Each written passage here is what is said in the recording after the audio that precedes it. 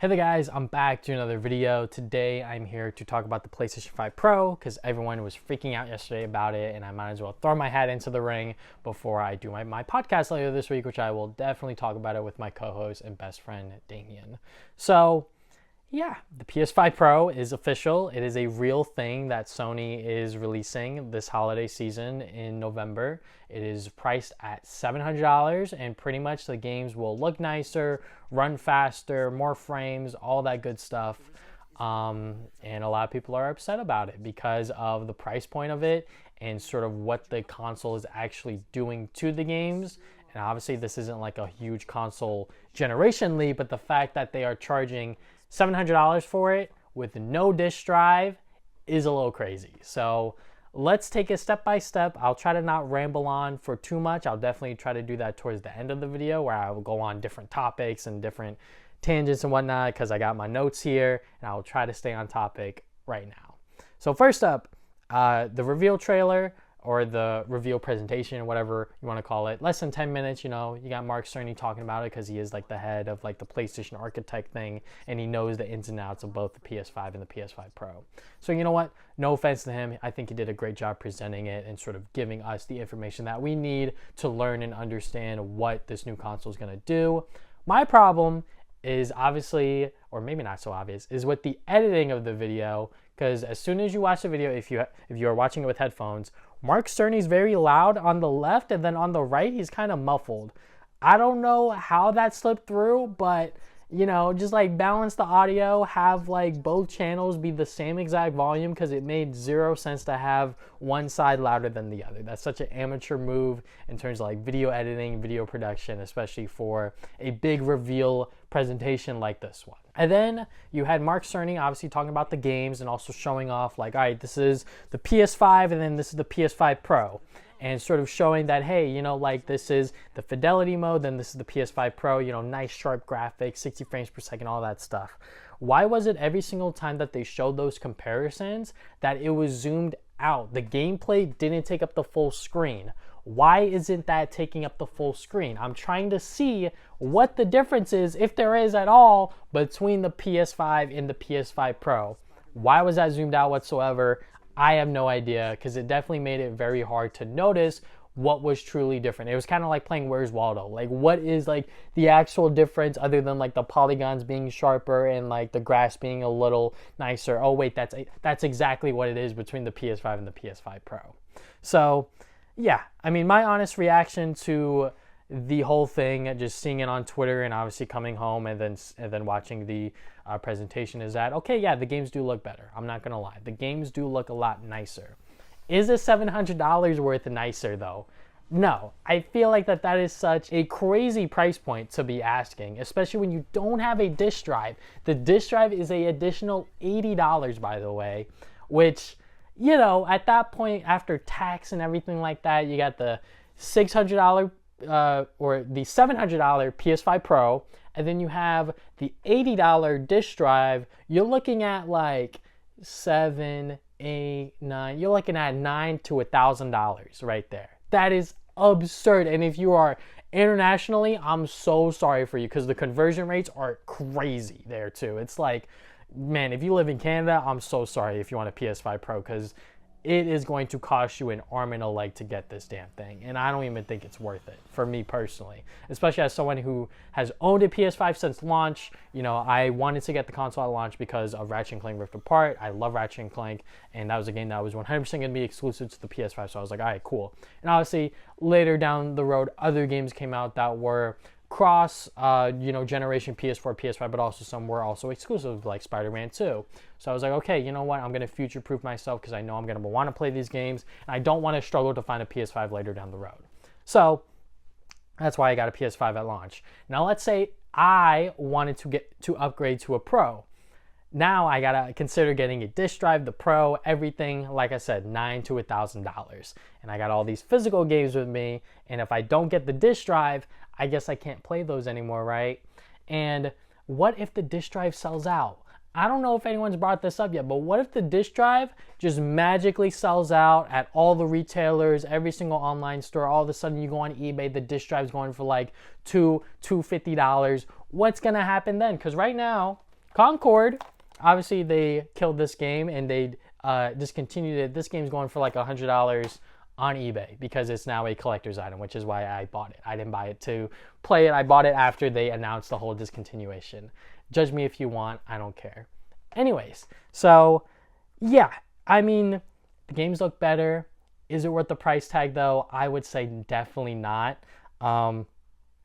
And really, like, who is Sony like targeting this console for? That's like another big thing that's like popped into my mind, because I'm like, okay, if you don't own a PS5, right, and you consider to get the Pro, and you also want the disc drive, like I said, $900 to $1,000. Is that really worth it? Or I could just get the base PS5 that already has a disc drive in it, you know, like the standard PS5, not the PS5 digital edition. I could just get that for like $400 to $500, you know, maybe at retail, maybe used somewhere, and, you know, just go with that. And now I don't get like the prettier graphics or whatever, but you'll live. You will live. You will be fine without the nicer, prettier graphics and everything like that.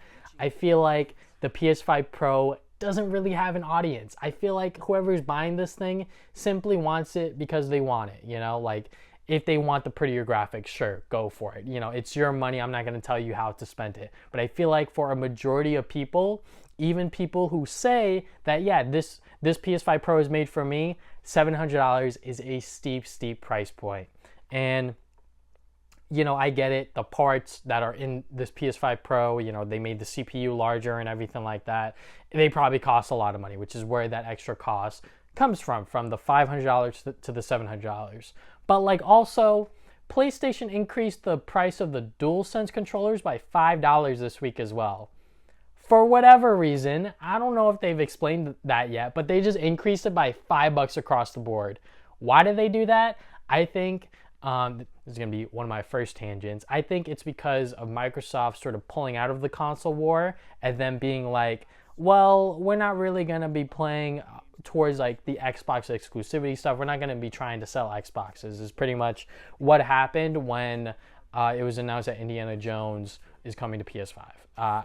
And then when Phil Spencer sort of went on stage, it was like, you know, like we have a lot of strong IPs and we want to bring that to more gamers. That said to a lot of people, including myself, that like, hey, they aren't going to be trying to sell Xboxes anymore, rather than they're going to be trying to sell their software and trying to sell their IPs and like their game studios and all this other stuff. Or not, you know, sell their game studios, but, you know, sell their game studios as games. So that's why they announced Indiana Jones is coming to PS5 ahead of the game actually releasing. If they were concerned about selling Xboxes, they wouldn't have told us that Indiana Jones was coming to PS5 before it launched. They probably would have told us at the beginning of next year or whatever before it released. So, yeah, the fact that, you know, Sony kind of has no real competition within like the console space anymore, where before it was Xbox, and obviously Nintendo's in their own lane, doing their own thing, you know, succeeding on that front. Now Sony's like, well, I don't got to worry about Xbox anymore. I could just sell this for $700. I could increase the DualSense controller by $5. You know, this is just me theorizing everything like that. You know, nothing's necessarily concrete or factual, but it is very sus that Sony is kind of just like, hey, we're just going to charge you guys this much more just because we can. And I'm sure that they can include a disk drive, which is another thing I haven't even talked about yet. They can include a disk drive into the PS5 Pro if they wanted to. They just chose not to.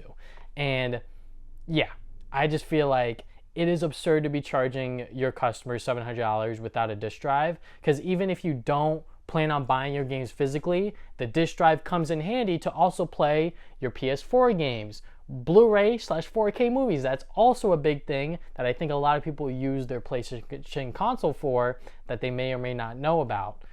You know, I use it a lot for movies, shows, etc. to, you know, watch it not just on streaming services, but obviously with Blu-rays, 4Ks, etc.